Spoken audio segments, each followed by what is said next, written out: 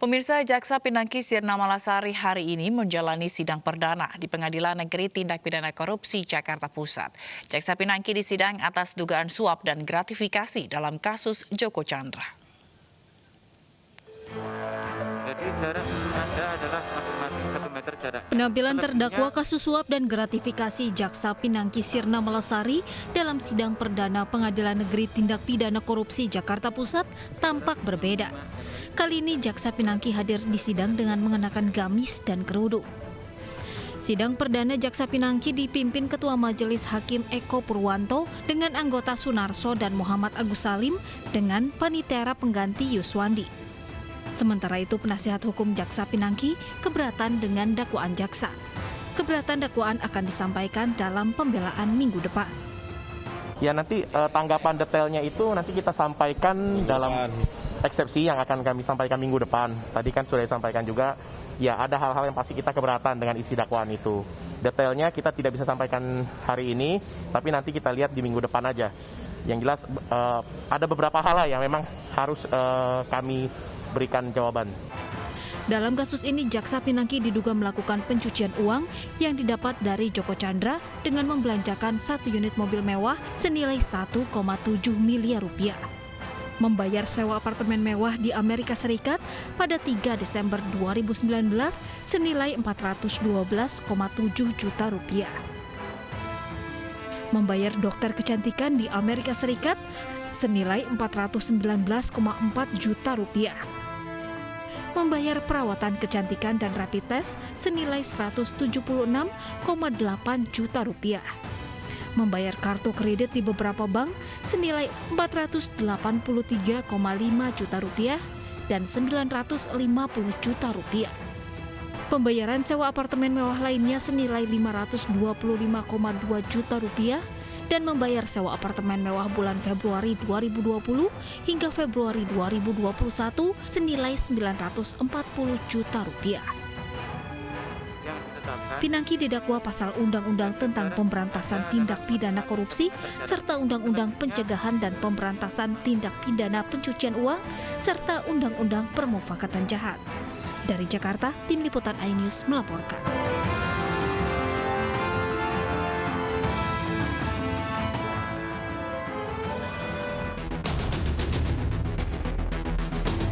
Jaksa Pinangki Sirna Malasari memasukkan nama sejumlah pejabat dalam action plan atau proposal dalam kepengurusan fatwa untuk Joko Chandra di Mahkamah Agung.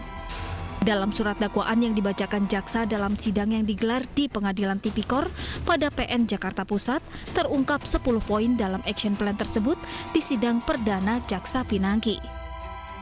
Poin pertama, penandatanganan security deposit atau akta kuasa jual penanggung jawab Andi Irfan. Poin kedua, pengiriman surat dari pengacara ke pejabat Kejagung bernama Burhanuddin, penanggung jawab Anita Kolopaking dan Andi Irfan. Poin ketiga, Burhanuddin mengirimkan surat kepada pejabat Mahatta Ali. Poin keempat, pembayaran tahap 1, biaya konsultan $250.000 Amerika Serikat kepada Pinangki. Poin kelima, pembayaran biaya media konsultan kepada Andi Irfan Jaya $500.000 Amerika Serikat. Poin ke-6, Hatta Ali menjawab surat Burhanuddin tentang permohonan fatwa. Poin ke-7, Burhanuddin terbitkan instruksi surat Hatta Ali agar Kejagung laksanakan fatwa MA. Poin 8, pembayaran security deposit senilai $10 juta Amerika Serikat. Poin 9, Joko Chandra kembali ke Indonesia tanpa eksekusi pidana kasus Bank Bali. Poin 10, pelunasan biaya konsultan $250.000 Amerika Serikat kepada Pinangki. Dari Jakarta, Tim iNews melaporkan.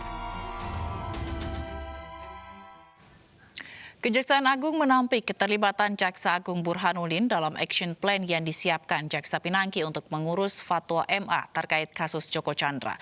Menurut Kejaksaan Agung, rencana tersebut batal karena tidak disetujui Joko Chandra. Sementara Koordinator Masyarakat Anti Korupsi Indonesia menyatakan nama-nama yang ada dalam action plan bisa didalami perannya meskipun rencananya batal. Membaca dakwaan secara utuh, maka di halaman 11 itu jelas-jelas diuraikan dalam dakwaan bahwa apa yang direncanakan oleh terdakwa bersama kawannya yang dikenal tadi dengan istilah action plan, itu di halaman 11 surat dakwaan jelas sekali bahwa tidak terlaksana. Artinya apa? Action plan itu hanya tulisan mereka yang ternyata tidak terlaksana. Sehingga urgensinya oleh penuntut umum di dalam dakwaan pun diuraikan sangat jelas, rencana-rencana mereka itu tidak terlaksana. Itu Mbak. Tapi disebutkan kalau dari pihak dari MA ini menjawab surat yang disampaikan oleh Kejagung BR itu, Pak. Betul tidak? Nah, itu kan saya katakan tadi bahwa itu action plan mereka, rencana mereka. Mari kita baca dakwaan itu secara utuh. Dan ternyata apa? Rencana itu batal atau tidak terlaksana karena tidak disetujui oleh terpidana Joko Sugiarto Tjandra dalam hal ini. Oleh karena itu, tentu tidak ada urgensinya, wong rencana itu batal, sehingga tidak ada urgensinya. Kan ada rencana kan gitu kan. Dan saya yakin Pak Joko Tjandra itu tidak orang bodoh, tidak orang yang gampang percaya, karena dia sudah jungkir balik pengusaha dan jungkir balik pernah kena hukum, kasus hukum. Jadi pasti tidak akan percaya kalau Pinangki datang sendirian, apalagi diantar oleh siapa yang tidak kenal atau ya dibawa temannya gitu. Tetap pasti nggak percaya kalau hanya Pinangki ini hanya membawa dirinya. Pasti dia ngomong bahwa di belakangnya dia atau yang bersama dia atau yang akan membantu dia itu yang punya kekuasaan, gitu loh. Jadi nggak mungkin. Jadi bukan soal sekedar uangnya ini akan menuju ke siapa, bisa aja uangnya memang masih di Pinangki, belum kemana-mana karena tapi dia kalau mungkin ternyata action plan ini belum terlaksana, bisakah orang-orang ini terseret begitu, Pak Mas Boyamin? Kan dalam konteks perbuatan kejahatan itu perencanaan aja sudah dianggap selesai melakukan pidana kalau dalam korupsi. Jadi percobaan aja bisa dianggap selesai dan dikatakan dalam pemberantasan korupsi itu di pasal 2 atau pasal 3 itu kan berkaitan dengan janji. Jadi belum berupa pemberian materinya terlaksana pun, tapi kalau janji nanti kalau berhasil akan diberikan uang 10 juta US dollar misalnya, gitu sudah namanya sudah pemberian janji. Dan bagi Pinangki atau oleh siapapun pejabat penegak hukum itu sudah penerimaan janji karena sudah disepakati. Dan itu siapa yang membantu Pinangki kan gitu kan, sehingga dipercaya oleh Joko Tjandra. Terdakwa Pinangki Sirna Malasari tampak berbeda dalam sidang perdananya di Pengadilan Tipikor Jakarta hari ini. Berbalut kerudung dan gamis, Pinangki seolah meninggalkan gaya kehidupan lamanya sebelum ia terlibat dalam kasus Joko Tjandra.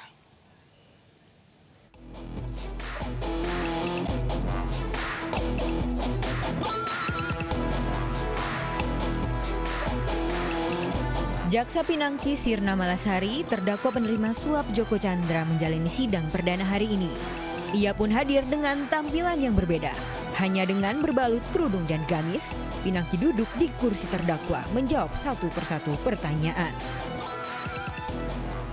Dalam 2 pemeriksaan terakhir, Pinangki telah mengenakan kerudung. Saat di pemeriksaan kali kelima, Pinangki mengenakan hijab berwarna abu-abu. Dalam pemeriksaan itu, Pinangki dicecar 20 pertanyaan selama 14 jam. 4 hari berselang, jaksa Pinangki kembali diperiksa dan penampilannya kembali sederhana. Ia mengenakan kerudung bermotif bunga. Kali itu ia menjadi saksi atas tersangka Andi Irfan dan sebagai tersangka untuk kasus suap kepengurusan fatwa MA. Pada awal September saat pertama kali diperiksa, perempuan berusia 39 tahun ini tampak dengan baju tahanan kejaksaan tanpa riasan. Jika dilihat, penampilan Pinangki sebelum ditetapkan sebagai tersangka nampak berbeda. Jaksa Pinangki tertangkap melancong ke luar negeri, salah satunya New York, Amerika, yang diunggah lewat media sosial Instagramnya. Jaksa Madya dengan golongan 4A ini juga kerap berpenampilan anggun di beberapa kesempatan.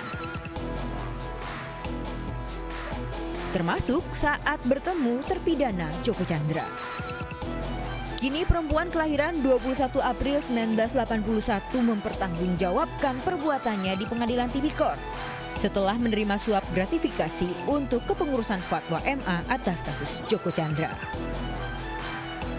Tim Liputan iNews melaporkan.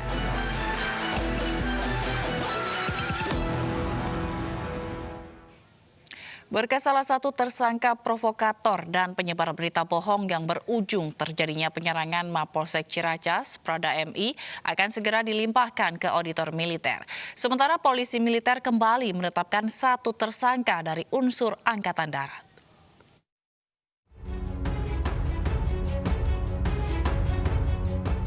Pusat Polisi Militer TNI Angkatan Darat segera melimpahkan berkas Prada MI tersangka provokator dan penyebaran berita bohong yang memicu penyerangan Mapolsek Ciracas. Rencananya berkas akan dilimpahkan ke auditor militer pekan depan untuk disidangkan di pengadilan militer.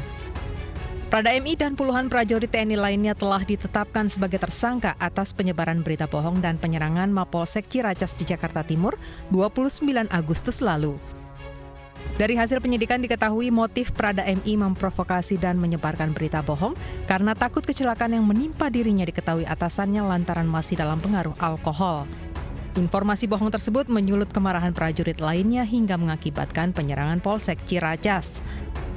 Selain pelimpahan berkas, Puspomat kembali menetapkan satu orang sebagai tersangka dari unsur TNI Angkatan Darat, sehingga total menjadi 58 orang, serta 7 orang dari Angkatan Laut dan 1 orang dari Angkatan Udara. Penyelidikan dan penyidikan terhadap tersangka Prada MI saat ini sudah pada tahap pemberkasan. Insya Allah minggu ini paling lambat awal minggu depan berkasnya tersangka Prada MI sudah akan dilimpahkan kepada Auditor Militer 208 Jakarta. Penyerangan Mapolsek Ciracas pada 29 Agustus lalu oleh puluhan orang dipicu kabar bohong. Mereka merusak bangunan kantor polisi dan membakar sejumlah kendaraan yang terparkir. Dari Jakarta, Muhammad Ardian Saputra, Ardi Nugroho, Anugrah, iNews melaporkan.